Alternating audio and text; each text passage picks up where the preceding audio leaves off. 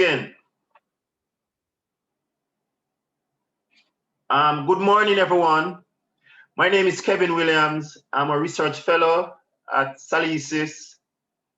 Today's seminar is the second of the speaker series put on by the Sustainable Rural and Agricultural Development Research Cluster at SALISES here. The title of our seminar today is Afrodescendant Seed Infrastructure from Dispossession to Reparatory Justice. That's a mouthful, and I can assure you we will have a spirited and lively discussion.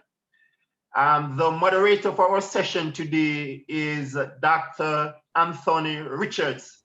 Dr. Richards is an ethnobotany researcher based in Barbados.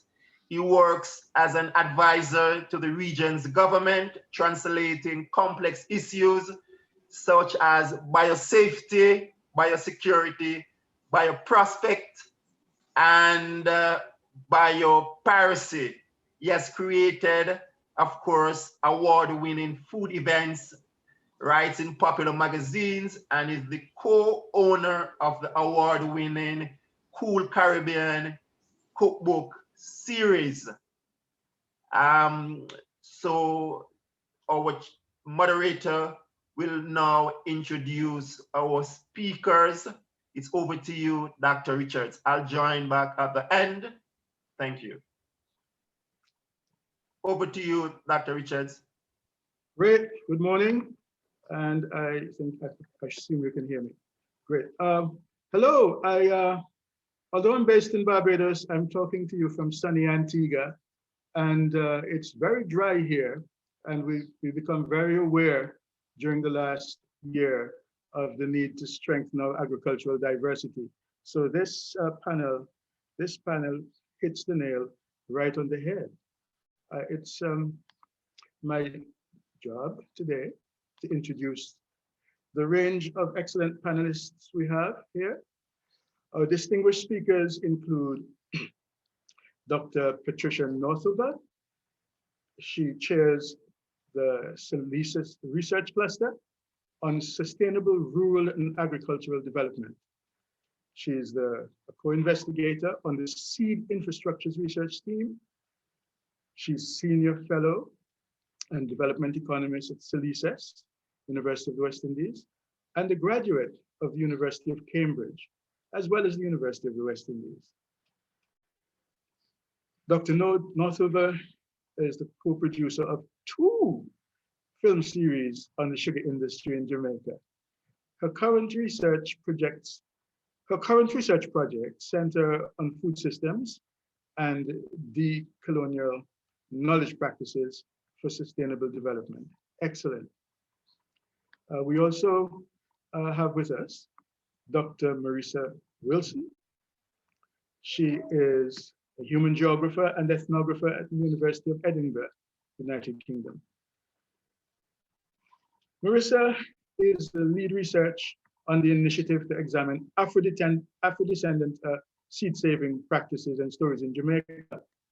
Right. Her work focuses on historical, political, and cultural economies of agricultural food networks, with a focus on Cuba, Trinidad and Tobago, Jamaica, and the transatlantic sugar networks linking the Caribbean and Scotland. Fantastic. She uses ethnographic, oral history, and visual digital methods to increase understanding of food production and consumption in the past colonial context. Very exciting, and I personally am looking forward to working with Dr. Marisa Wilson over the next year or so. Dr. Sylvia Mitchell is an old friend and is co-investigator on the Seed Infrastructures Research Team and senior lecturer at the Biotechnology Center at UWI Mona. She earned her double major degree in botany and geography and her PhD in biotechnology at UWI, and presently is group leader of the Medicinal Plant Research Group at the center. I've always been amazed at the breadth of Dr. Mitchell's background. Dr. Talia Esnard is also a co-investigator on the Seed Infrastructures Research Team and a sociologist attached to the Department of Behavioural Sciences, University of West Indies, St. Augustine campus. Her research interests center on the sociology of work and decolonial knowledge sources. All right, and then, last but not least, Mr. Hugh Johnson is a partner on the Seed Infrastructures Research Team. He's the Public Relations Officer of the Bernard Lodge Farmers Group, former board member of the Jamaica Agricultural Society, former president of the Small Business Association of Jamaica, vice president of the World Cocoa Farmers Organization, and second vice prime minister of the State of the African Diaspora. Right? Welcome, Mr. Johnson. Right? It's a real privilege to have you with us.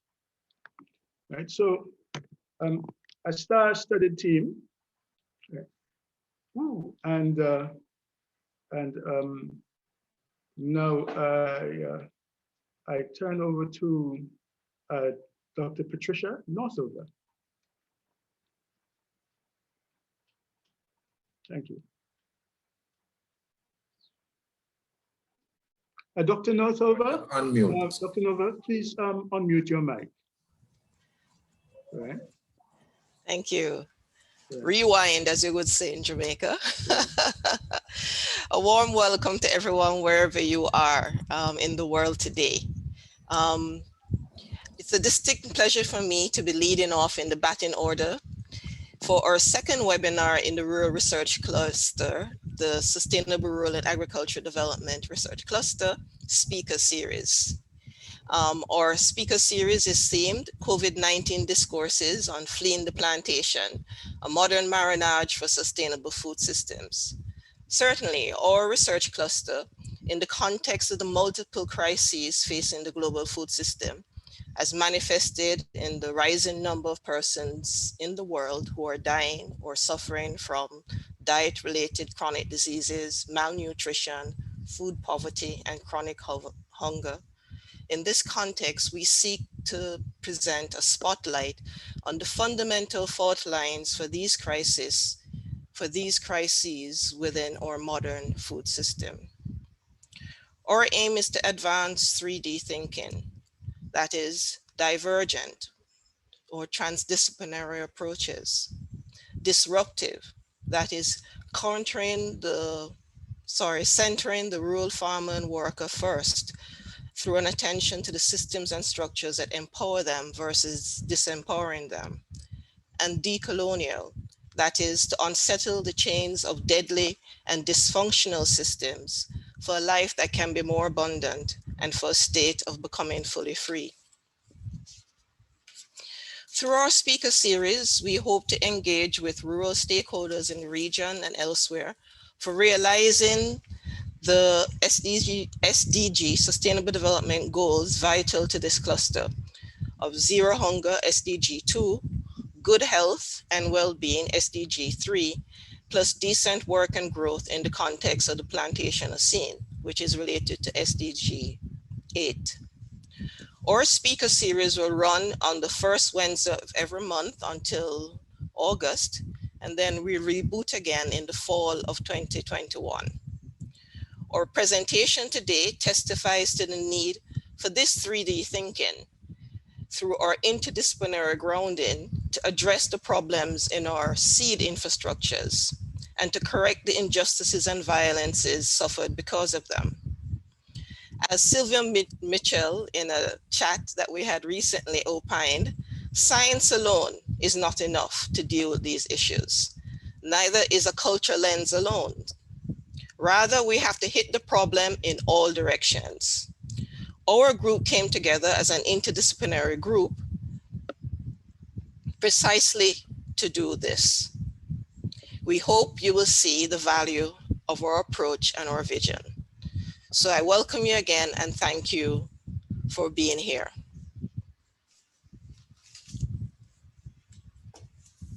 Okay.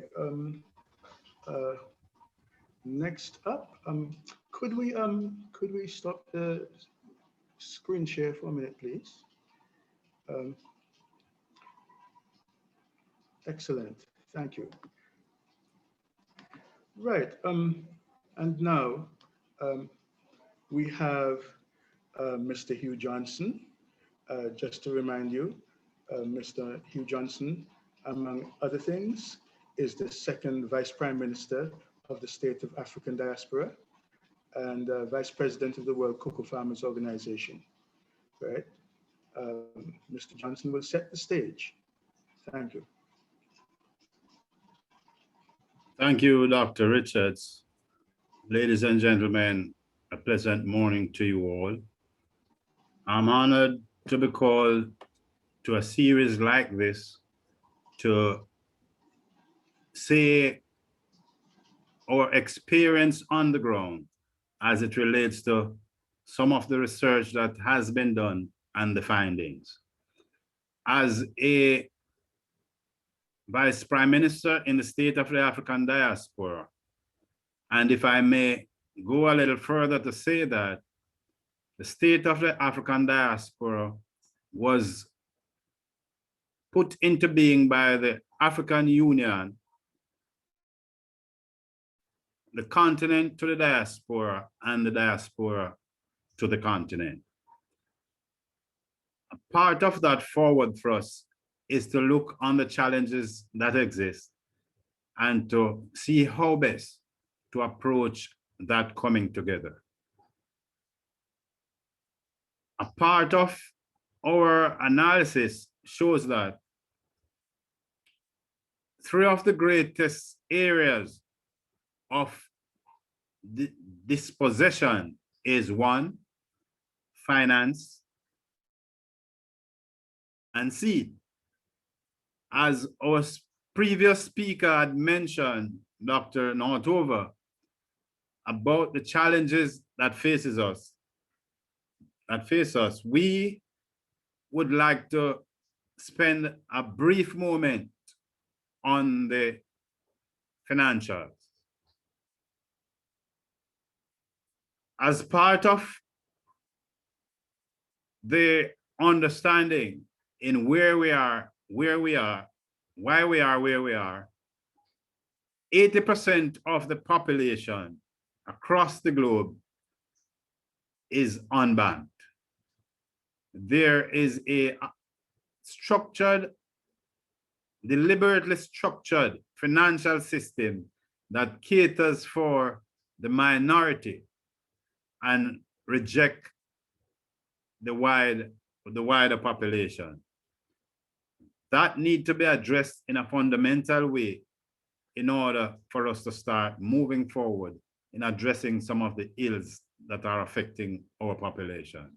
But this series is not for that, but I'll spend a few moments there.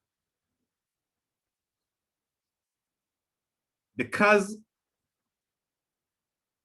the populace is unbanked, they are unable to access the requisite resources to allow them to utilize their resources to engage the system in getting the requisite food and accessibility to commerce.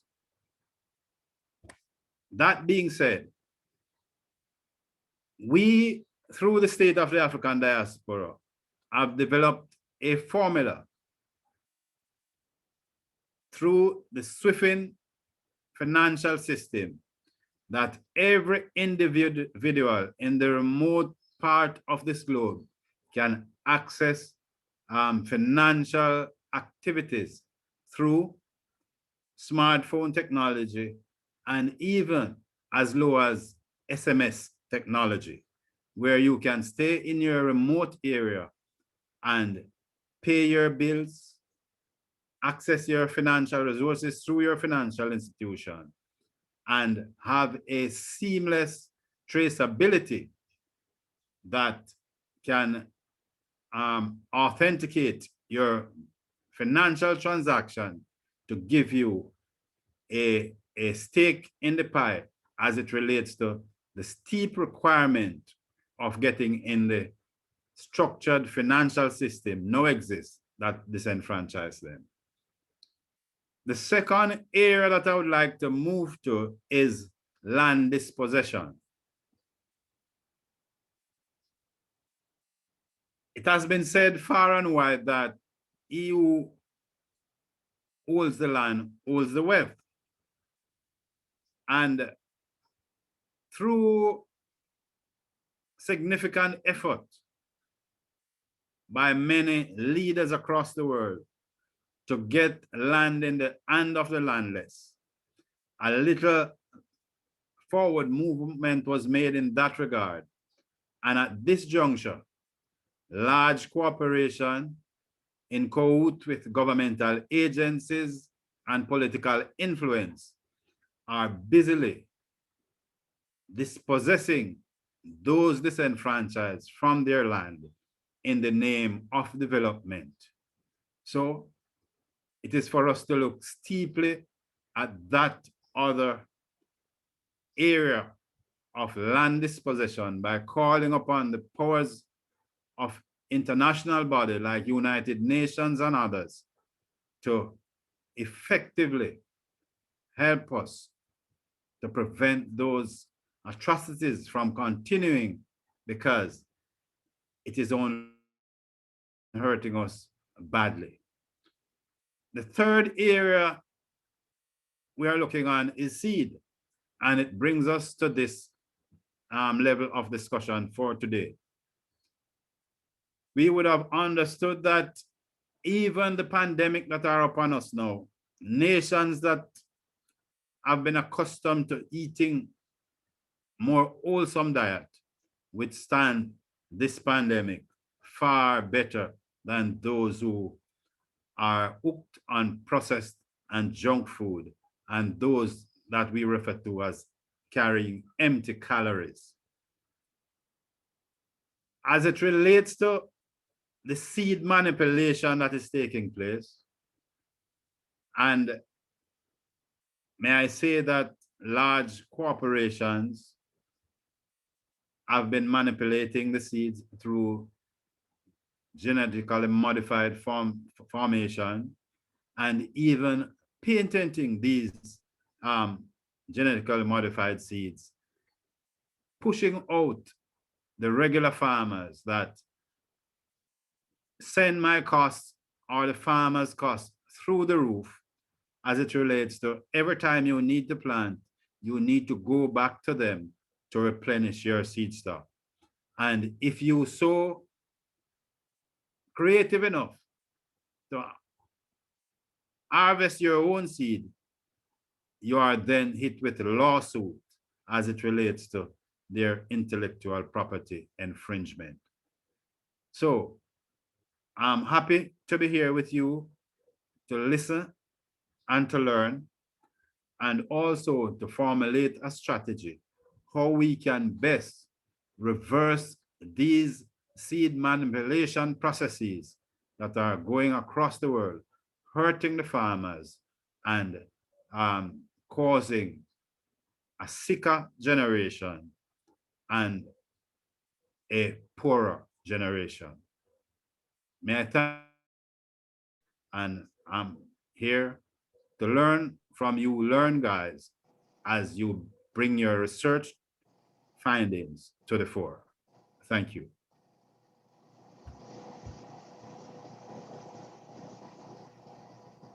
Thank you very much, Mr. Johnson. Could you kindly mute your mic?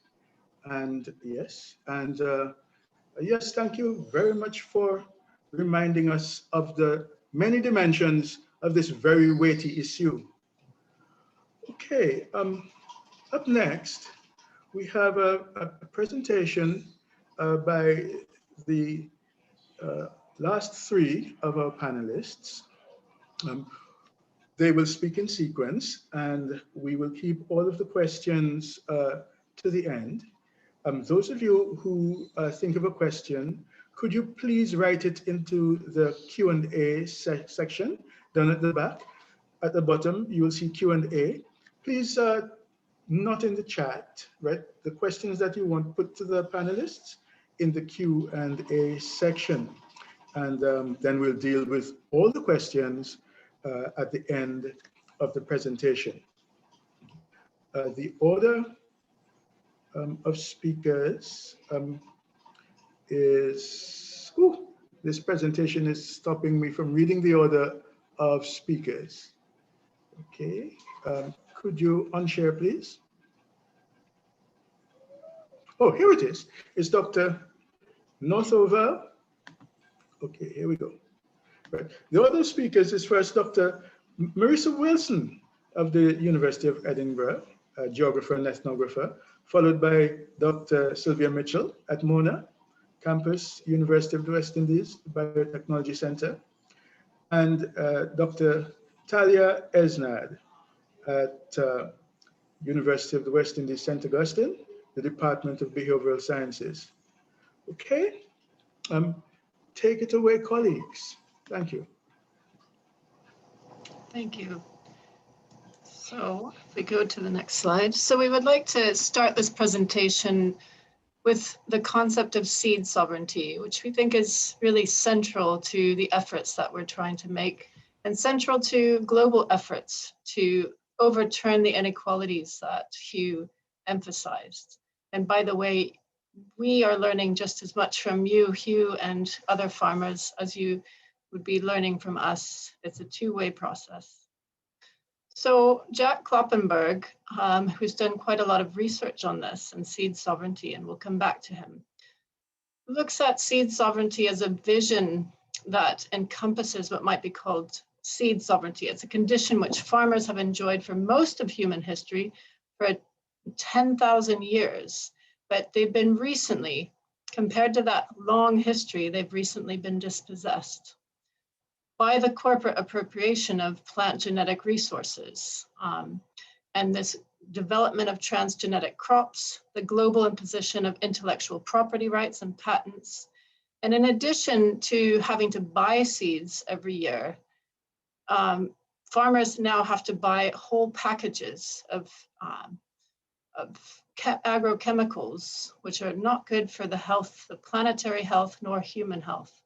So it's trapping farmers, this process of patenting sort of traps farmers into a monetary economy and into an economy that is controlled by the corporate food regime, or we can talk about corporate seed regime. So seed sovereignty is a really central concept that is about resisting the enclosures around seeds that we've seen over the past half century or more. Under patenting the corporate seed regime, farmers cannot propagate seeds. They cannot manipulate seeds. This restricts trial and error experimentation that farmers have done over centuries. Farmers are scientists, as one of our colleagues here has said, and they need to be able to do that propagation in order to share seeds. And there's a range of benefits for the earth and for people and for human health, which we can discuss later. So one of the proposals for seed sovereignty is based on a sharing economy, based on the open source model in software, which we're going to come back to at the end of this presentation. These open source seed initiatives include seed banks or seed libraries, and again, we can return to those. But this presentation, we're arguing that the quest for seed sovereignty in the Caribbean has to recognize the practices of colonial and neo-colonial appropriation and dispossession that have taken place with respect to plant genetic resources. So history is really influencing the present and where we are now, and the historical inequalities and violences that people continue to face, but have faced for Afrodescendant peoples have faced for generations. We need to identify the negative impacts on Afrodescendant populations and on their capabilities to save seeds and protect cultural knowledge. And what we're trying to do is pursue a reparatory justice approach to seed sovereignty in order to transform racialized seed infrastructures that produce and reproduce material and epistemic violence and injustice. So the kind of symbolic violences and material violences that we'll go into. So let's talk about what this concept of seed infrastructures means. Why is it useful for us to think through infrastructures as a concept? Well, if we think about infrastructures, my Cambridge University dictionary defines this as basic systems and services such as transport and power supplies that a country or organization uses in order to work effectively. So it's the material, it's sort of the architectural transport infrastructures that you would think about when you think about infrastructures. But this leaves out a range of other connected infrastructures that enable things to work in our society. So as Hugh mentions, there's financial systems and the materials and resources surrounding them. That's a kind of infrastructure that connects people across the globe. You have scientific and technological knowledge, which is a type of infrastructure that connects people. Legal infrastructures like the patenting framework that has become so embedded in seed networks, that connects people, and it connects certain people and it excludes others, which I'll get to. And then you have social and cultural belief systems, values, and knowledge, which we are calling moral infrastructures. But as I sort of emphasized just now, the idea of infrastructure, just if you take it from a dictionary, leaves out power and privilege.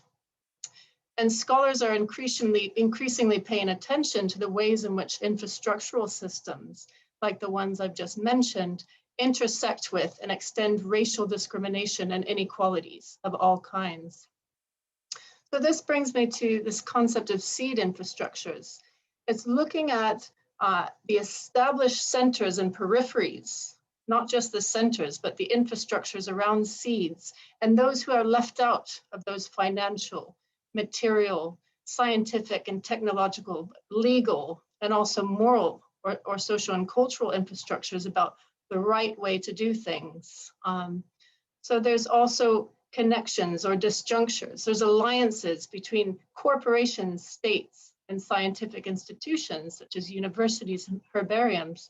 Those are connections that have been created over time, but such seed infrastructures have also led to exclusions and disconnections between the social welfare or rural development interests of populations, for example, and the interests of states and the private sector, and between farmers and scientists as well in some cases.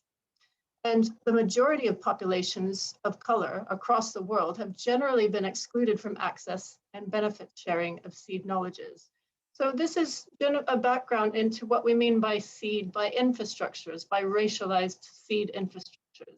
Now, if we return to this slide, we can see that looking back, particularly in a place like the Caribbean, the plantation economy has really continued. Its legacies have shaped seed infrastructures and who's included and who's excluded within those infrastructures.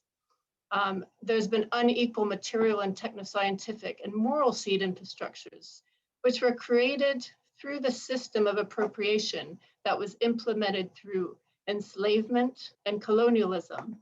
These racist patterns of enclosure, appropriation, and exploitation continue today as they did generations ago. So our focus is on unsettling colonial and neo-colonial seed infrastructures, which will continue to be clarified throughout this presentation as we give examples. We're recognizing them, resisting them, and providing alternatives to the centers and peripheries, junctures and disjunctures of plant genetic material and knowledge that have emerged since 1492.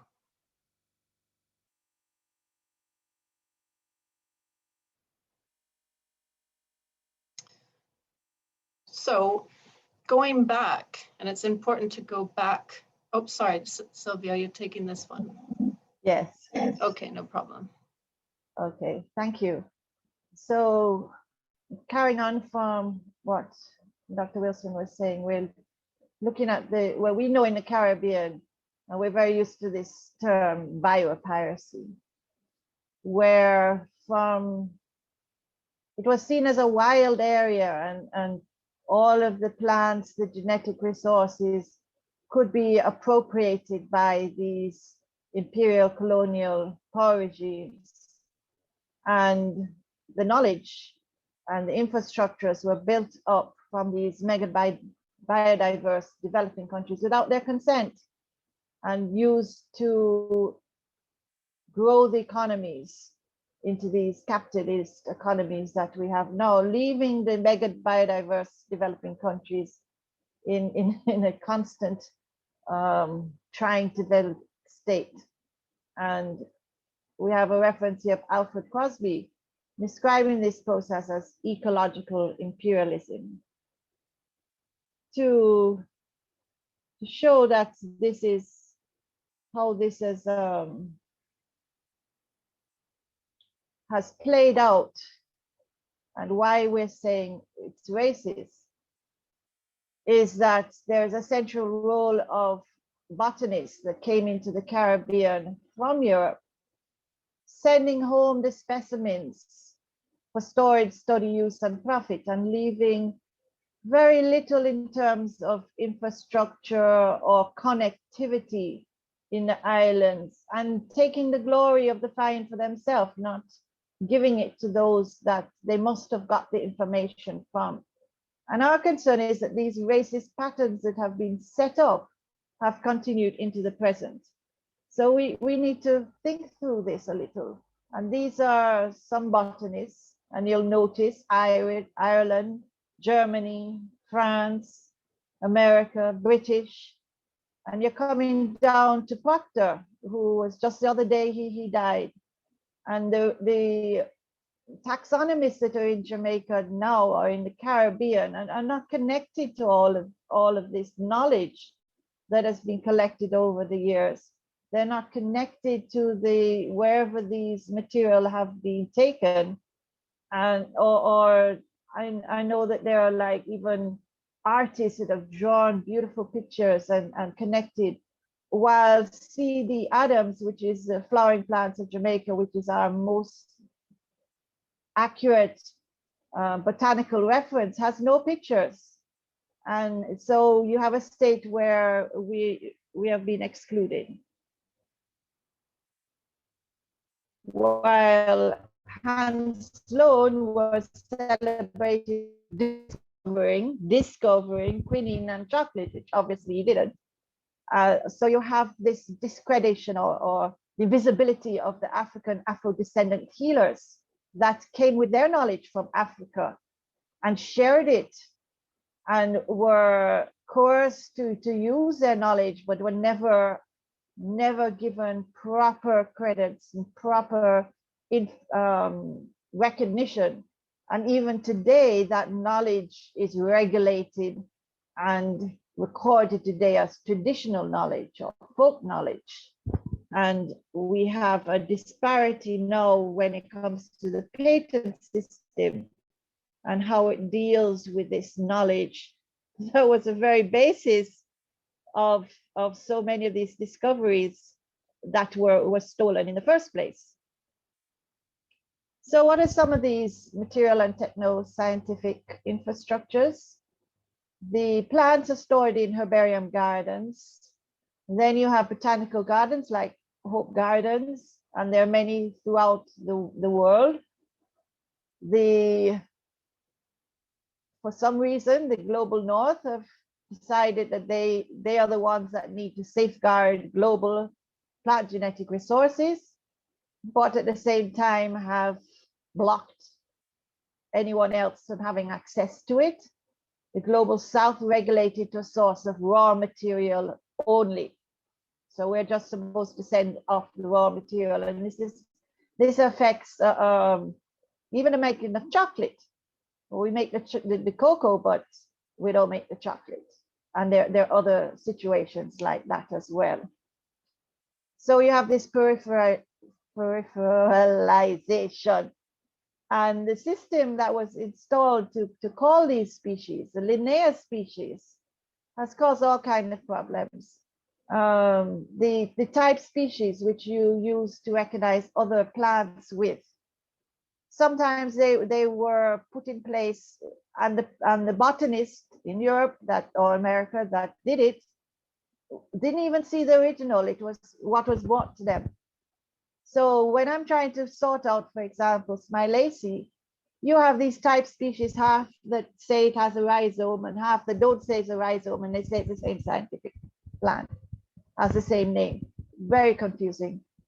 Just one example from Linnaeus of misnamed and the problems we're having. Cannabis sativa, that name came, it means a cannabis plant that is in a garden. It's being cultivated cannabis.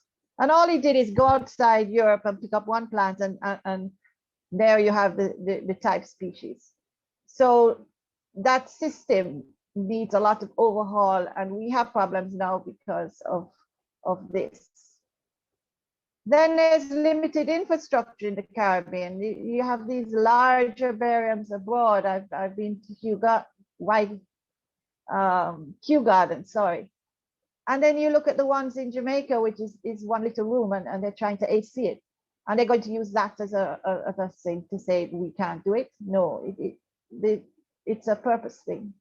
Also, what we are pushing is because there is an absence of an agenda to even change this situation. A botanist in Jamaica is like one of the lowest scientists ever. And traditional knowledge, as we said, has been pushed aside, except when they want to get better, and then they come running. All right, so I want to step a little back and look at this terminology that is around. First of all, it was first world and third world. That wasn't going to stick. Then it was developed and developing countries. And that didn't work too well because the developing countries started to develop. Now we have the term global north and global south, which is a little of a misnomer. Because if you see here, in terms of biodiversity, and this now is the science, the data that has been collected, this map illustrates the number of amphibian species and shows the trend towards higher biodiversity at lower latitudes. And this is a similar pattern for most taxonomic groups. So what you actually have is mega diverse countries. Then another term just before this was biodiverse hotspots, okay? And these hotspots were those that were mega diverse and had high endemic plants, which means can't be found anywhere else, or animals, and in a state of disarray. I mean, they've been decimated or close to. But then that is more conservation. Mega diverse gives, I think, the right idea that they are the areas where you have the highest number and complexity of species. And you can see here the difference in the colors, that the high mega diverse countries are in the lower latitudes around 0 degrees. So when we talk about global north, we are more or less talking about Europe and America, North America. And when we say global south, we are including the mega diverse countries in the lower latitudes and the rest of the globe.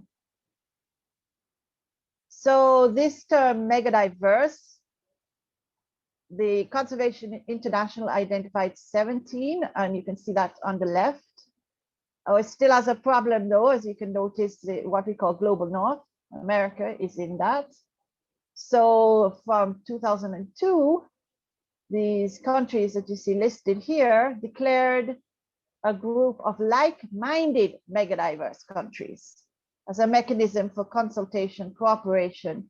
So their interest priorities related to preservation and sustainable use of biological diversity could be promoted. So now we basically are looking at global north and the group of like-minded megadiverse countries. To make it simpler, that would represent your global south. So when I say global south, these are this is the group that I most think is relevant for this discourse. You will notice, though, that the Caribbean is not included in that group, so we need to think of how to get recognized within this group. Quickly, if you look at where the information is stored on the plants, you will quickly see that it is in the global north. We have one in the Caribbean called Tramil, which is not available to everyone. Dr. Richards and I and another researchers tried to put a list of medicinal plants in the Caribbean, which is up to 3,000. So we have a database, but who do we connect it to? And how do we help those that need to have access to it to have access? Those are the questions. And then our work is dependent not on scientists, but on people in the different countries who have decided to publish their information on their medicinal plants. So what do we have? We have the herbariums, very few flora with pictures, limited space, little room for maneuver. We have the material infrastructure in the global north. We have botanical gardens in the global north. What they do, like New York, they get funding, they come down to the Caribbean or wherever they will let them in. They get their information and go back up to the global north, leaving very little in the countries that they got the information from. And they still seem to be able to do this, even though we should have rules and laws that prevent it. The infrastructure that has developed in the global north has led to uneven access, and the scientific infrastructure that has been built up, plant identification, barcoding, genetic modification using our genes, it's making catching up very difficult. And I've said this already, the no pictures. I just cannot understand how we have no pictures. The Caribbean flora knowledge is patchy. And look at the other day, we had St. Vincent and Montserrat. We had volcanoes erupting and destroying our biodiversity. So we need to take this in hand. We've developed biodiversity registers, and we wish to be able to be supported to continue this work. So I will turn this over now to Dr. Esnard to continue. Thank you, Dr. Mitchell, and thank you, colleagues, and good morning, everyone. Earlier on, Dr. Wilson mentioned that part of us constructing notions of infrastructure is also looking at the moralized or what we call the cultural beliefs and values of people, and how that as part of the process really complicates what we have to confront and really bringing this knowledge and disseminating in ways that bring value and allow ones to understand the value of those seed infrastructures. And what we want to share with you this morning is really some insight on the social, the cultural, the praxis element of this process, and to underscore that part of addressing an issue like this is also about treating with the thinking, the practices, the beliefs of our people, and how that is understood and how it's unfolded and how it's probably not understood by the majority of our population. And as part of doing that it's really very important to understand and historicize the process and to really locate how we think about seeds and planting and biodiversity, for example, in our own context, to understand that legally, when we look at plants, we have the criminalization, for example, of natural healers. We have the misnaming, if I could call it that, of persons who involve in the use of plants for healing purposes and for planting. We look at the broader issue of how agriculture, for example, is perceived, how it is not valued, and how we do have a challenge, and I think we have to understand and to locate that, of younger persons, for example, in our own population, not valuing or even seeing agriculture as a viable area of concern or even career development to push as a part of what they want to do to contribute to the own development of their country. We do have the long, persistent issue of our own devaluation of indigenous life and value system and practices. And certainly what we see sort of a relegation, a denigration of those practices. When we think about folk medicine, we hear of the bush healers, and we hear people use the constructions, for example, of the witch doctor, the black magic, and those very negative stereotypes are what are used to refer to persons who are using plants for medicinal and psychological purposes to deal not just with caring of the body, but also caring of the mind. And it's very interesting that those practices, historically speaking, and to date, have not been well understood by our own populations across the region. So it's not just a matter of scientists coming into the region and taking away from what we have as knowledge and as praxis, but also how we as a people have internalized some of the very own understanding of our own practice and have come to dismiss it and not value what we have as knowledge and not see our own knowledge and practices, as cultural as they are, as an asset to us as a people. And it's really important that when we look at our value systems and we try to see how, for example, there's an oral history that is there, but that is not well recorded. And that oral history of how our grandparents and forefathers would have used traditional medicine, traditional plants for medicinal purposes. And I certainly would know as someone growing up in the region in St. Lucia and then in Trinidad of practices around how to cure a rash, for example, around a baby. And those practices of care are also very much located to the plants that we have in the region. For example, the use of glory cedar leaves to address rash or pawpaw for bellyache, or many other senna leaves, for example, for taking care of bowel movements and all of the others that we have. But that wealth of information remains part of oral history and is not well recorded in ways that for us to value what knowledge is that we have as people, but also for us to look at those in ways that are different and see it as asset rather than a deficit perspective that we have been socialized and historically cultivated to. So it's really important to locate the displacement of that knowledge, not just in the scientists coming into the region and taking that away, but also how our own people have internalized those power differentials and knowledge of our own region and have dismissed that in the process. I want to move over to the next slide, in which, and Dr. Mitchell spoke of it earlier on, that when we look at the process, what we see inadvertently is a sort of epistemic violence taking place, where we have inequitable structures that support really the preservation, conservation, and dissemination of our own knowledge as people in the region. And she spoke earlier on about the botanical gardens, for example, and how that knowledge is not limited and not shared. And certainly what I really want to echo here is that even in our own society, and we have to look into the name this process as well, we see botanical gardens that are part of our own societies, whether it be in Trinidad and Jamaica and St. Lucia or in other countries. The question I think that we must ask ourselves is really, what is the purpose of those botanical gardens outside of the aesthetic that they present and they are used for? How much of that is shared? How much effort and activism is there around teaching and disseminating that knowledge to persons about the plants that are in those botanical gardens, the history of those plants, the uses of those plants? So if a botanical garden is just there to visit and to admire, then it means that we have failed in really celebrating the purpose of having those botanical gardens across the region. So that's one thing that we have to also take into context. And certainly, we spoke earlier about the exclusion of Afrodescendant knowledge in terms of how it's been recorded.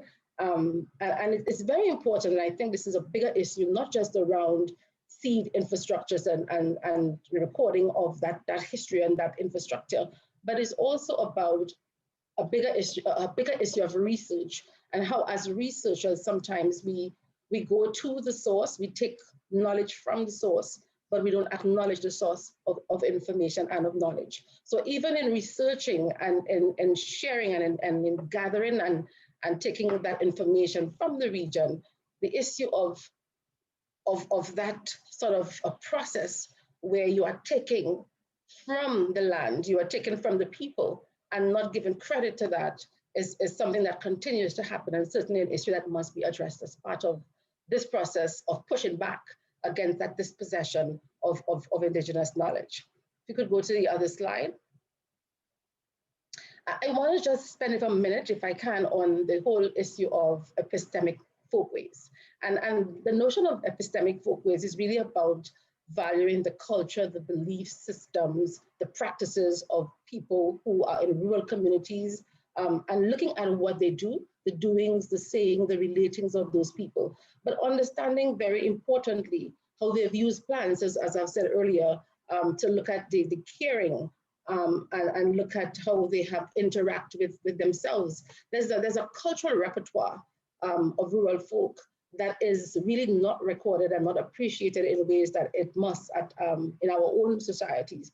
And certainly what we see is that cultural repertoire of how persons in communities plant, and how the planting is used to bridge persons together, formulate relationships. But it's really important to also recognize that there are racial and spatial aspects of this process that feed back into how we value the spaces that we occupy, or how we do not appreciate the cultural beliefs around not just food production, but the use of plants for medicine. And it's not just plants as well. If I could just stretch that a little bit, we have plants and animals that are used to create medicines around the region. And again, that knowledge is lost as part of the process. Traditional folk tales around how they experiment around medicines, that is certainly also lost. I for one, have grown up from my grandmother learning a concept of fixio, and somebody who's from a St. Lucian context like myself would understand what that means. But just to share with you, the notion of a fixio is really a mixture of many different things, including, for example, red lavender, it's including soft candle and a whole different set of ingredients. But again, pulling all of that together and experimenting to treat with an ailment. And they have done that, not just with herbs and with plants, but with many different sources and materials. And they have created a culture and a practice where they have cared for their people in ways that are relegated. And that is the point that we want to make. So it's not just about dealing with the storage and understanding of plants and the history of plants, but to broaden that to understand how we treat with our own practices and interaction with the plants, with food systems and food production, and also the communal life that we share through that process as well. And I would want to just go on to the second slide, the other slide, sorry, to also extend that to say that it's not just a community issue, it's not just an individual issue, it's also an institutional issue. Because when we look at our education and our training in the region, what we certainly see is an absence of any structured, specific, or deliberate agenda within our education system or within our training agendas that really decolonializes this entire process within our own societies, that has an activist and a public sociology embedded within the process of really pushing back, as I said earlier, against the relegation of indigenous folk culture and folk knowledge. We have an education system that really teaches our children to regurgitate as opposed to critically engaging their own space, their own lives, their everyday experience. And if we take that as a starting point, then that allows for us to understand why we have not been able to appreciate a value system that is asset-based, not from a deficit perspective, and to use that understanding to reframe our communal spaces, to reframe our practices around the engagement with plants, and how those could be used to improve the lives that we have as people. And I know we're running out of time, so I just want to move to the next slide.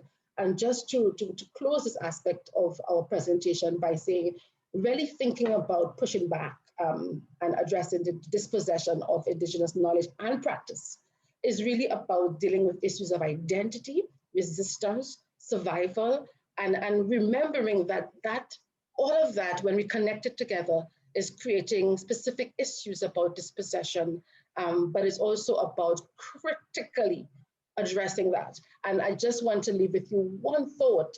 Most recently in the COVID pandemic, what we saw was that through social media, we have a resurgence of traditional medicine. And we're now hearing about the use, for example, in Jamaica, and I've seen it in a YouTube video, the use of oranges and burnt orange to deal with the COVID pandemic. And more you are seeing the reference to traditional medicine, even in the contemporary period, where persons are now trying to juxtapose or even integrate and use traditional medicine with more contemporary ones. And that's something that we have to treat with and to locate as we go forward with this particular agenda as well. Over to you, Dr. Mitchell.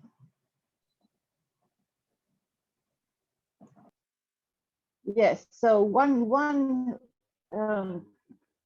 trial at a solution was the Nagoya Protocol. And this was supposed to bring back, well, control access to the biodiversity of a country and to share the benefit that might derive. But this was more in terms of when that plant get turned into a drug, and that requires patenting. It didn't help with the problem of biopiracy. An enforcement mechanism is weak. And it encourages one to have a contract with a person. It's very hard to have it with a group, but that's what traditional knowledge is. When you go and get a plant and you heard about burnt orange, that is even between many countries. So the protocol does not protect traditional knowledge holders, which is really a communal knowledge of complex mixtures. Another trial is the creation of registers, where, for example, India with their Ayurvedic medicine, China with their traditional Chinese medicine, so that it can protect it through publication of prior use. But it still falls under, if you remember what we said, infrastructure, it still falls under the patent model, which gives this exclusive corporate and individual right to that knowledge. So we still need to kind of really disrupt. And there is a movement, there is a response, it's coming from Europe. So a lot of these founders that came, the statues are being turned over. The same Hans Sloane I was talking about. It's coming from the Caribbean, and it's coming from Africa. You heard from Hugh Johnson. So I'm just gonna turn over to Dr. Wilson to just wrap this all up. Thank you, Dr. Mitchell. So as there have been models to try to overcome the inequalities that we've described in this presentation, there's, the Nagoya Protocol, as we talked about. These models do not escape the infrastructures of power that we've described.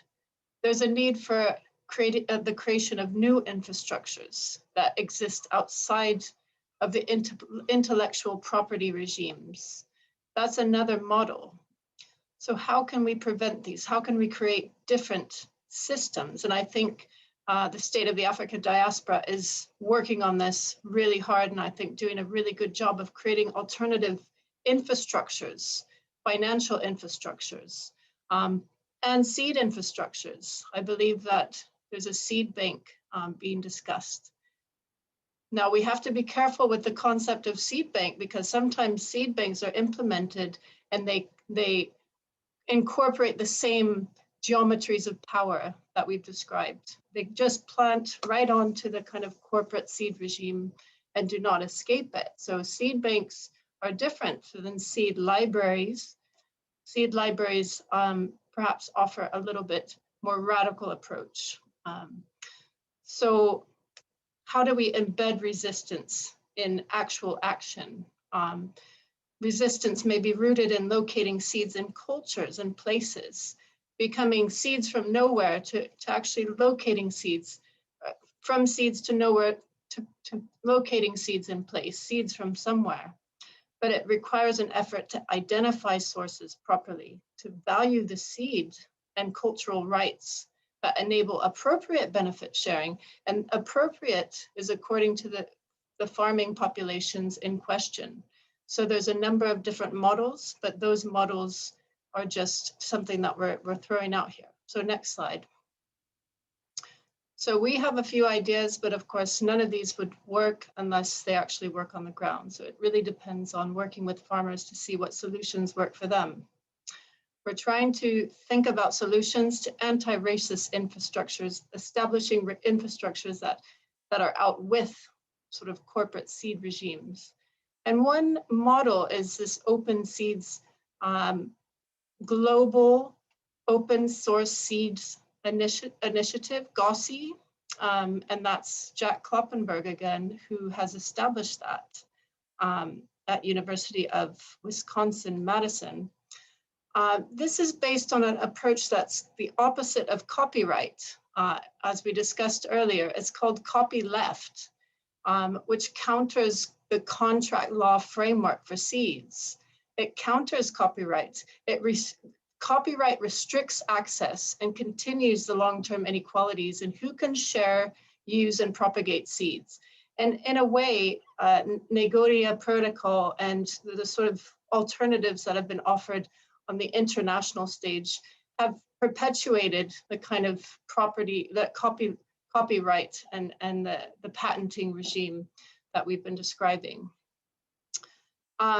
GOSI, or copyleft, the Global Open Source Seed Initiative, has a pledge that farmers have to sign up to, and it's like a seed library that they donate seeds, and then others can use those seeds and their derivatives. They can use those seeds as a public domain, and they can also propagate those seeds. So you have to sign up saying that you donate the seeds, but you can also take seeds from the seed library. So it's kind of protection against biopiracy. It works against the seed regimes that we've been talking about. So that's a solution that would be a techno-scientific and material infrastructure, and it's based on the need for a seed library. So it would be based on the need for finance for that seed library, a location for that seed library. Another solution we've discussed is a more digital solution that would be about tackling social and cultural beliefs, values, and knowledge, the moral infrastructures around sort of the devaluation of traditional foods, locally produced foods. And this is about trying to revalue traditional knowledge and emphasizing the relevance, the current relevance for today. It's not traditional, it's actually relevant for today. And the crucial importance of this knowledge for biodiversity, climate resilience, and cultural heritage. But it's not just that, it's about using traditional knowledge to try to develop a sense of belonging, particularly among young people. And we're developing ideas around a project right now that would be engaging young people in the Caribbean. And we're thinking about creating sort of digital ways of registering knowledge, registering farmers' photographs through sensory oral histories about seed sharing, photo elicitation interviews, which would be try to have farmers sort of describe what they're doing through taking photos and sharing what they're doing. So there's all types of participatory methods that are possible for exploring the knowledge and really valuing and understanding where seed savers are coming from, the fight that they've engaged with, and also to really make that knowledge accessible in different ways. So we're exploring arts, music, calypso, soca, different ways of making that knowledge accessible.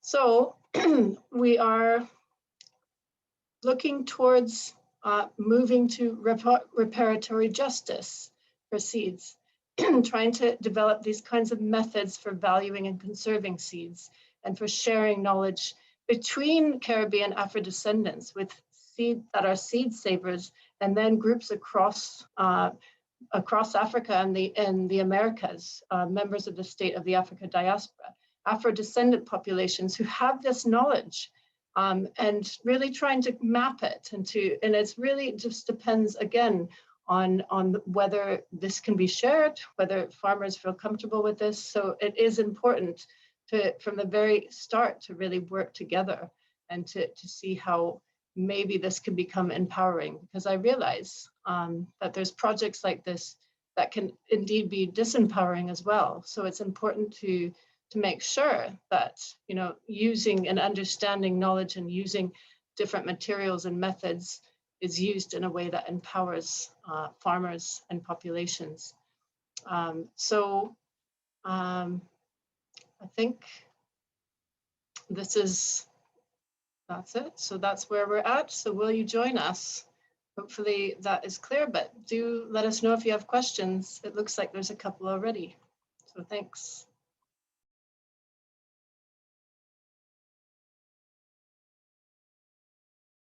Right. Thank you, very much, Dr. Wilson. Right. Okay, right, folks, that's the end of the series of panelists.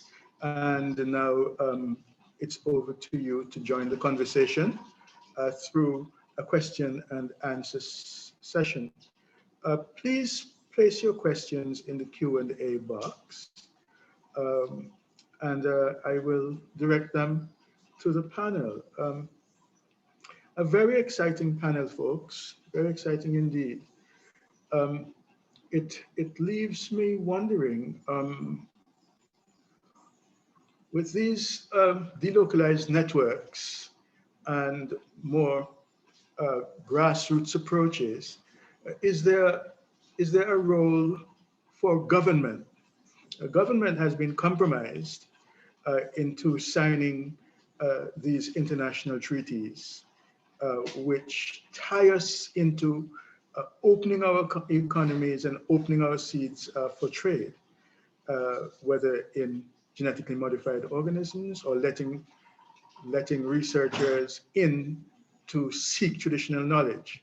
All the treaties open us up. How do we work with government to make these new approaches stick?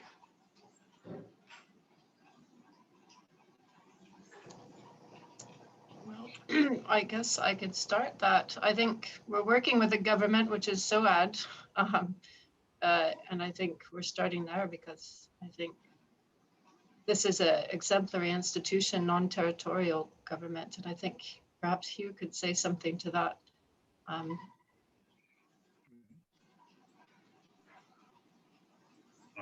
Yes, Doc.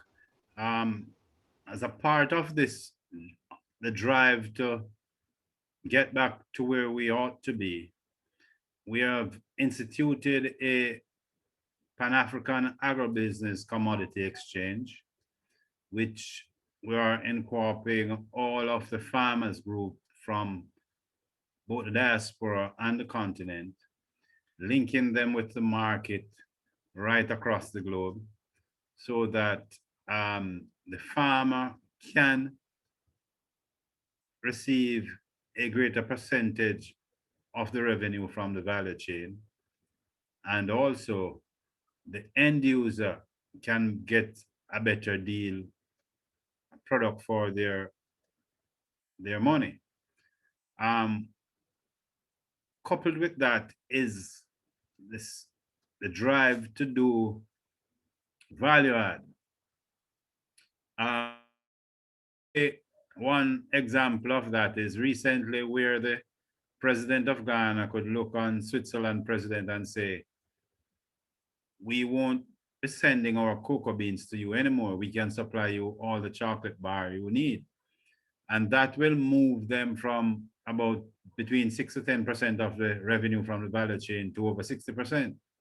Those are the wealth creation approach that we are taking. And we have reached out to governments around the globe. Some have joined us, some are reluctant, but we're still moving ahead. Those are some of the steps we are taking to transform how we do business. Yeah, if I could add, I think it's really important that we engage in and see this as a partnership, not just trying to get the government to work to do what is necessary in the communities as well, but to really work with the communities and the leaders in the communities, the farmers. I think those are the persons who are on the ground and certainly engage in the process, and that partnership is so necessary. And one of the things that we have to do as a community, as a group, is really to think about the re-education of our people, and certainly looking at the issue of how we see our own culture and our value system. And that sort of sensitization we don't have, but it's a necessary aspect of what we need to do if some of this needs to be changed around. I think that's a really important point. If I could chip in, moderator. Right, so it's also important to recognize what's being already done by the government. So in Jamaica, for example, we have just promulgated 2019 seeds policy. The new minister, Honorable Floyd Green, has tried to put a new face on agriculture in his budget presentations, invigorating a much more hands-on approach with different communities that have been marginalized, not just farmers, but fishers, and engaging with a research-driven approach. For example, finding resources to upgrade the boulders laboratories that we have in Jamaica. But I would say this is not enough because there needs to be a critical agenda. So while we're signatories to the Convention on Biodiversity, we're signatories to the Nagoya Protocol, we are still locked in within certain paradigms of how it is that we treat with our biogenetic or plant and genetic materials. We're still locked in within particular neoliberal frameworks about how it is that we manage markets and how we manage processes of development. So that unless there is a more of a critical agenda that the university in its role as an independent voice relatively is supposed to be faced with the resources and the capacities to provoke debate, to stimulate new ways of thinking. So the government in some respects are path dependent creatures, right? So they have within themselves institutions and legacies that they reproduce. They have an architecture that they work within, and they tend to become locked into those architectures when it comes to how it is that they move an agenda forward. So even in terms of something as important as the food and nutritional security policy, that needs within the context of Jamaica to be hammered into law, and then regulations and appropriate resources put in place to implement and to execute. So there are challenges that the governments face, even as they're moving towards changing the way we have done things in the past in valuing agriculture or valuing the people involved in agriculture. There needs to be, because of the dispossession being for such a long time, over centuries, because the poor practices and institutional lock-in with the WTO, which promotes a very, very corporate-centric, individualized model of benefit sharing, right? So patents in which everybody else is locked out. So the TRIPS agreement is what is promoted by the corporate cultures such as Monsanto, whereas the Nagoya is an attempt to break the hegemonic hold of those types of laws governing how it is that we control access to biodiversity and share appropriately and equitably these resources. So there needs to be, I started off at the beginning, we need to tackle this issue on all fronts. So as Talia mentioned, we need community education. We need them to teach us, and we need to help them to revalue what it is that they know. We also need, as institutions of higher learning, to promote a research and teaching agenda, but also to engage in public scholarship, to engage in critical advocacy, to speak truth to power, and to not be afraid. That's easier said than done, but but we're talking about our life, right? I mean, if there's no seeds, there's no life. If there's no food system, there's no life system, right? So we're talking about foundational matters here. These are not if or maybe. It's not something you can run away from as academics. We may want to do our little research and get our promotion and move ahead, but really we're in the trenches now. COVID has forced us all into lockdown, but we need to realize that this lockdown has increased food poverty. It has increased food insecurity, and it has demonstrated how vulnerable our food systems are in the region, right? And how dependent, as Hugh mentioned, we are on processed and fast foods, right? So that we need to have a sort of revolution of some sort that will engage with the government and force them to somehow move more quickly, or to look for different resources upon which they could put forward a more progressive agenda. So it's not an easy task, but the institution that we belong to at the university, regional university, so we do have reach, we do have clout in the region. So if we gather ourselves as interdisciplinary research scholars and create that movement that is necessary, then governments will respond, they will listen, and will perhaps have within their committees, for example, the National Biosafety Committee or the institutions and working groups that they have set up, have greater visibility and voice that can then get the agenda moving forward as to how to better protect, how to better value, how to appropriately benefit share, and to basically unsettle the coloniality of power in which we're still, whether or not we're independent, we're still living with. You cannot get rid of 500 years of history by just a stroke of a pen. So really, it's something that we need to continue to work at. And I think our group and others like-minded across the world is certainly a step in the right direction. And we as a group can say that we're committed to engage and to ask the questions and to not pretend that we know everything, but to recognize that we do need to speak our truth and to seek out others to speak their truth in order to move forward. So sorry for taking up so much time, but I hope that responds to the question.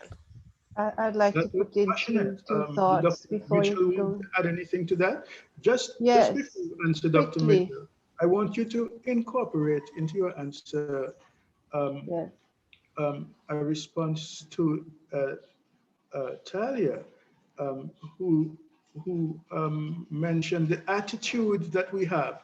So with your work on herbs, Yes. where is the medical community of the Caribbean now? Right. Right. So I work with herbs. I have a solution for COVID. I present it to the doctors. The doctors ask me if it's serum. I have no idea what I'm talking about. If I take it to do research, I'm hit with having to deal with something called an ethics committee. And with the ethics committee, then you have to give so much information that you've basically told them everything anyway, so it becomes their information. So how do you break this? So basically, who wants the recipe, like you said, the bitter orange gets it. But the whole benefit that the whole of the world could have benefited from, they don't get that benefit. So how do you do that? First, you have to be willing to be disruptive. You have to be willing to face the fact that these situation, this infrastructure is already in place, that you're going to have to be part of the process of re-education. You have to forge new relationships, which is why I'm interested in SRAD and SOAD. You know, I could stay in my little science and try, but no, it really needs to forge new relationships with like-minded, which is why I like this like-minded thing, and provide an alternative. But I think what we also have to recognize is we have to, and I like the seed library in terms of this, we have to keep out the predators. We have to recognize that as we develop, as we let the information out to our people, that their people are also going to be interested. And how do we put in place? And again, that comes into the copyleft, because if we can copyleft it, so they can't copyright it. So we have to think through these processes to ensure that as the information goes out, as this, like you said, we get to more appreciate the plants and how they work, and get it to our people to have a better appreciation for them and to use them, that we don't inadvertently strengthen the existing infrastructures that are in place. Right. So it's really something to think about, and together I think we will work out how to do it. Requires a lot of thought. Thank you very much, Yeah. doctors. Thank you, Kevin Riney, for that excellent question. There are some other practical questions here. One goes, do you think that the Caribbean's food economy can function and continue without the colonial practices of the past? And in relation to that one, right, there's a specific example. Errol Grant asks, with the situation in Jamaica, where the cannabis business is now controlled by foreigners, how can we really get our local ganja farmers to benefit when the Jamaican ganja seeds are rejected? So do you think that our food economy can efficiently function without the colonial structure, and ganja as a particular example of type of seed, right, where the standards are set and the business is run by outsiders? For me, the answer is yes, it can. Yeah, I would agree that the simple answer to the first question is we have to, because the colonial practices have really led to this strong devaluation of our knowledge, our cultural practices, and even our belief in ourselves to be able to make our own wealth and to benefit our people based on our own investment in the resources that we have, rather than shipping, allowing the piracy to continue in its various forms and to devalue and continue to live under these very slow growth, high poverty, high unemployment, chronic food insecurity conditions. That's not a way to live. That's not a way to be sustainable in our food system. So breaking the colonial yoke in every way that it manifests itself is a sine qua non for us to progress. Dr. Marisa Wilson has her hand raised on this point. Yeah, so I think even the alternatives that are presented, like fair trade, are not alternative, but they can be made alternative in the sense that, you know, and it is happening, where you make fair trade within the region, exchange bananas in a fair trade sense, you know, regionally, South-South exchange, which is what SOAD is doing. There's models that we can draw from. The models are budding, you know. There's models that are really, really radical and develop alternative infrastructures. And there are models that reinforce the existing power geometries that we've described. So it's important to differentiate those models. In regards to the ganja question, why not? I mean, there's so many different, I imagine there's so many different varieties of ganja, so many different seed varieties. Yes, I think put that our heads together and develop a seed library for all of those. I've talked to ganja farmers, and as long as they feel that they will be part of the process, that their seeds will be kept for them, you know, they're willing. But the thing is, there's no infrastructure in place for that, and we're going to have to provide that alternative. That might be a place to start. You know, it's something that is current. It's something that could get funded. The problem in the UK is they've taken away our development funding, this conservative government. Because they've got what they want. Sorry. So what we have to do is, well, we push back. We push back against that, and we carry on. And that was one of the reasons why. Colleague, I have another question for you. Thank you very much for that. Thank you for pinpointing that a place to start, Dr. Wilson.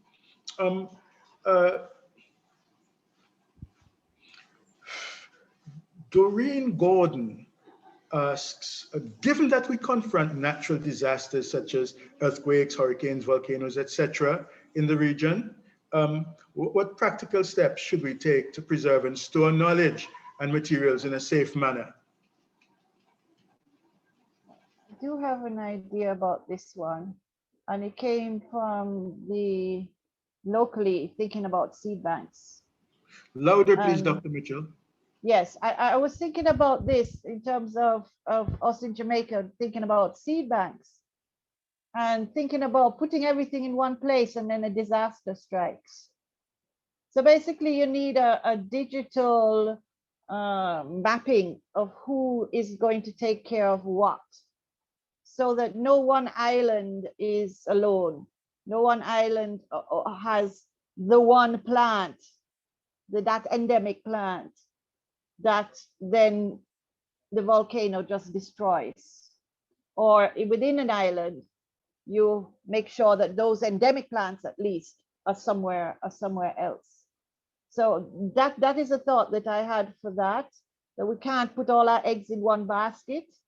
We have to have a system of seed banks in such a way that we can all draw from it, but it will help to, and they do this in terms of even like Google with their multi things. They have servers in different countries, because if one goes down, then you can get a replacement of that information in another country.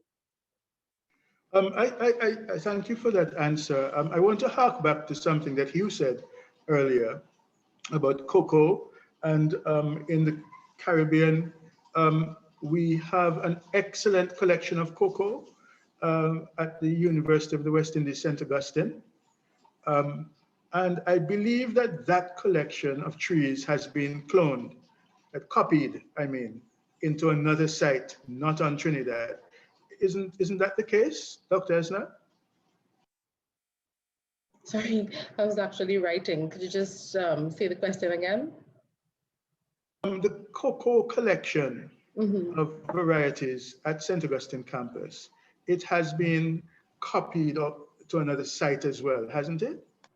I'm not sure if it has been copied, but I know that they're doing extensive work in terms of advancing the cocoa industry here in Trinidad, and working with the farmers and move from, not, as we said earlier, not just from growing cocoa, but to turning that into chocolate. And there's a lot of that transition happening in Trinidad. And I know a lot of the members who are involved in that project are also working with communities so that they have a bit of that movement to social entrepreneurship, for example, where they could use the cocoa, grow it, convert it into chocolate, and to sustain persons in the community. So there's a lot of work and movement around not just the growing and the generation of the different species, but really about using that as a measure of sustainable livelihoods for the communities as well. I'm almost certain that the Caribbean's sugarcane collection, which is held in Barbados, has been copied to another site as well, right, outside of Barbados. So we do have some experience. I believe, though, that this has generally been within the global system. So these might have been copied to Africa or Asia, South America, I'm not sure. So those are the questions that we've had. Yeah. So one twist I would like to, if I could please make a comment, moderator. One twist to the problem of storing our knowledge has been what we have emphasized in the presentation, which is the asymmetric infrastructures in terms of the storing of information and specimens, plant and genetic resources in the global north. Where did these materials come from? So there needs to be, in some sense, also an attempt to link up with these global institutions and these organizations, and to speak to the methodologies and the processes by which repair, return, collaborative modalities of sharing can be established, so that the fact that they're being held overseas based on long histories of biopiracy and appropriation, that conversation needs to be held. So, you know, there are tons of resources which are in facilities elsewhere that needs to be linked with the efforts that we have locally and regionally to protect as Sylvia just chimed in, or mega biodiverse facilities and resources that we have. So I think we need to think about this holistically as well, that it's not just protecting in one space, but it's making sure that wherever our genetic resources have been stored, there are appropriate access and benefit systems put in place for the equity that needs to be done in order to have a safe and sustainable food system, right? So the safety in terms of security of who protects and how needs to be addressed.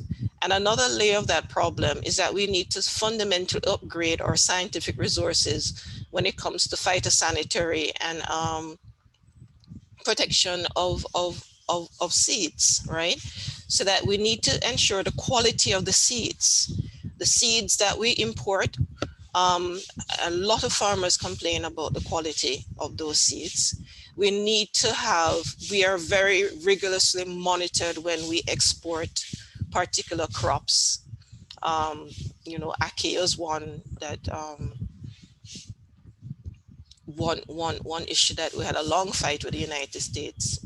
But if we are not also as vigilant in the Caribbean in protecting what comes into our shores through appropriate food safety and phytosanitary regulations, and have the infrastructural capacity, the labs, the scientists, the monitoring agents to put in place, and to basically upgrade what we know and how we protect those local seeds and local varieties that are presently within our shores, locally and within the region. So the biosecurity has to be twinned with biosafety and food safety concerns to be appropriately addressed. Thank you, Doc. If I can add a personal note, on biosecurity, I think has seen a massive revival in the Caribbean during 2020. I toured the Eastern Caribbean in 2019, inspecting ports of entry and the facilities for dealing with biosecurity, and they were almost non-existent, as opposed to all of the accredited systems in place for dealing with terrorism, right? I believe that the COVID pandemic has changed that view quite a lot. Dr. Wilson, you have something to say on this?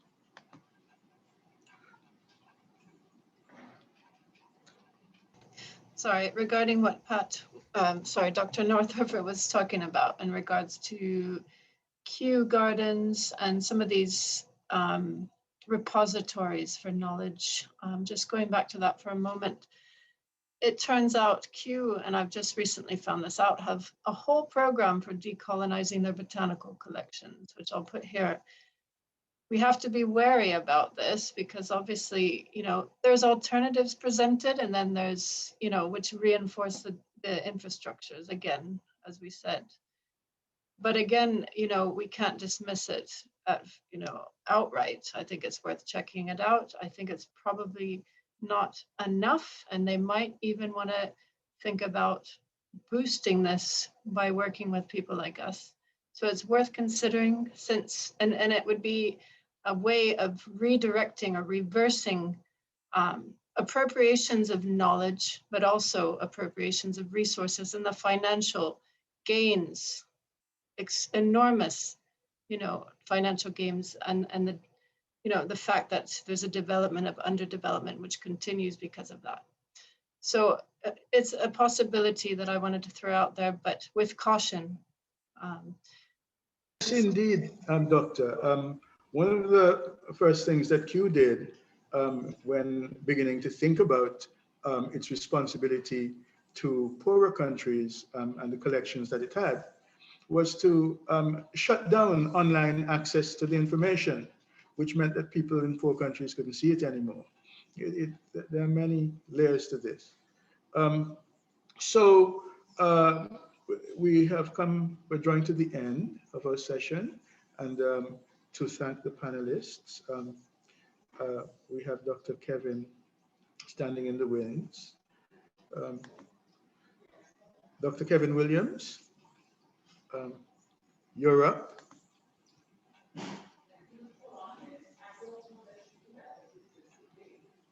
So,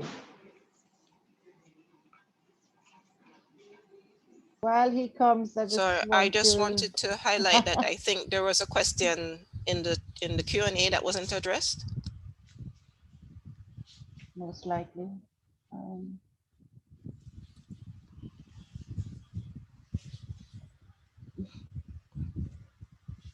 think so. You're I on think there are mute, most of them. Dr. Richards. Yes, sorry, a question popped in, a question or two popped in there. Okay, there's this question that asks, do we have training institutions in the Caribbean on seed assessment, crop trials, and so on? And that comes from Frederica White, right? Who will take that, please? Do we have training institutions in the Caribbean on seed assessment, crop trials? I want to try and answer that. The life sciences at UE should be where it is. It's not very strong, this whole area. They are more in conservation mode, but there is some amount of courses. I will have to see if we can put together something like a set of courses to answer this in a long-term way. And this may be a way we can go forward, Dr. Patricia Northover. Maybe we can put together a little training course with a marriage of the social and the natural sciences in this area that we've been talking about, which we can make available. So yes, there's something, but I think more needs to be done. Very good point. Right. Other than training, there are agricultural organizations in the Caribbean like CARDI and so on, who do carry out a lot of seed assessments. And Dr. Patricia Northover earlier mentioned Bodles in Jamaica and the work that they do at extension departments throughout the region. But the question particularly was asking about the strengthening the training, in the Caribbean and training, yeah. And then Kevin Riley came in with a second question. It's a mouthful. So, and says Kevin, and also, are there wider changes taking place globally in terms of transnational market trends, climate change, health disease trajectories, etc., that are presenting new opportunities that we can take advantage of? I'm asking this partly because big ag corporations don't seem to be going away anytime soon. So how can these measures present a viable alternative to what already exists? So he's highlighting market trends, climate change and disease and so on, and asking if that disruption is throwing up new opportunities for us in the face of the stability of big agriculture. I could have a go at answering that. So thanks, Kevin, Dr. Riney, for your question. The short answer is there are multiple opportunities in a crisis. There's a Chinese proverb, a crisis is an opportunity riding a dangerous wind. And this is something that we have to be cognizant of, because it's not that our traditional knowledge on folkways and practices are ineffective, it's that they've been undervalued and devalued.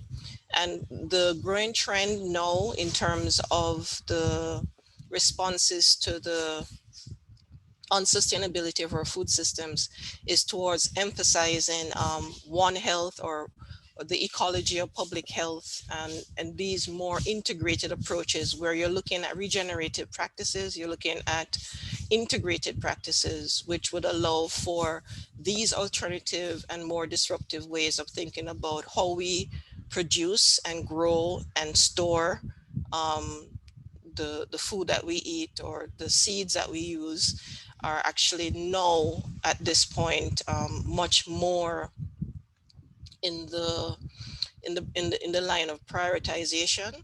So we need to fast track things which relate to protecting our biodiversity more effectively, that don't lock us into neoliberal individualized patenting contracts, even where we're still seeking methodologies to benefit from those practices. So there needs to be not necessarily what you call it, a transformation overnight that we will be that we should pursue, because operating within systems, you're working for long-term transformational agendas.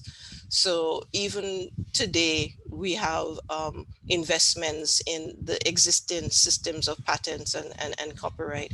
But what we're trying to do is break that open and make it much more equitably, make it much more sustainable by having alternatives that are currently being practiced, but need wider recognition, need wider public support, need wider buy-in.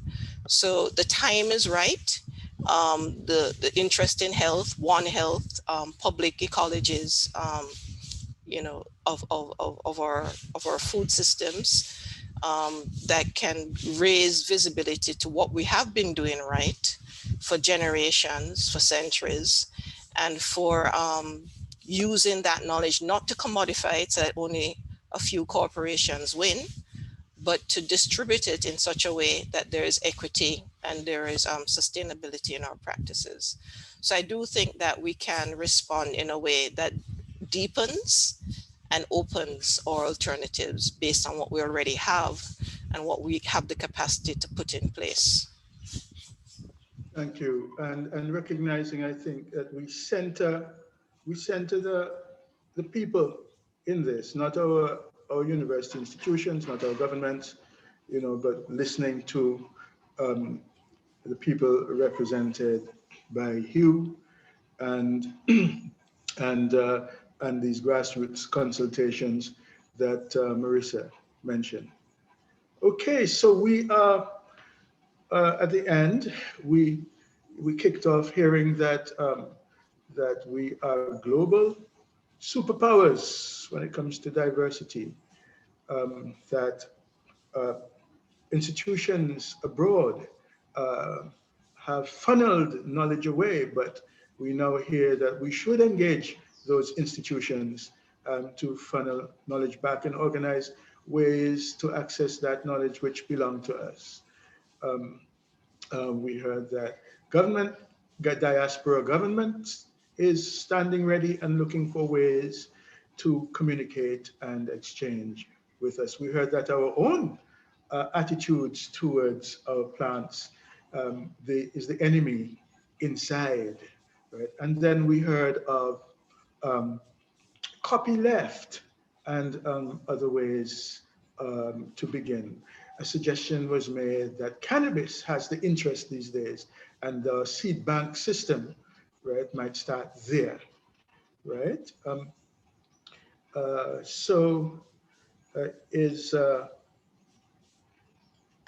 Is Dr. Kevin Williams ready? Well, thanks, folks, for being here. Thanks, Richard. Yes, I'm here. I'm ready to put the wrap on things. I really appreciate the discussion, lively and spirited as expected. And this is where I say thank you. This is the time for me to say thank you to everyone who puts this webinar together. Thanks in particular to Richard and his team. Thanks to the panelists. Thank you to the audience who threw questions at the panelists. And we want to say all around, I believe it was a successful webinar, and we look forward to our next webinar in the series, which will be on July the 7th at 1 p.m. Eastern Time. And our speaker for that webinar will be Mr. Errol Grant. The title of the webinar will be COVID-19 and Food Security in Jamaica, a Farmer's Perspective. So that's the July the 7th at 1 p.m. EST. So I look forward to that webinar. So once again, thank you everyone for joining us. See you on the 7th of July. Thank you. Thank you, everyone. Thank you. Thank you. It was good. It was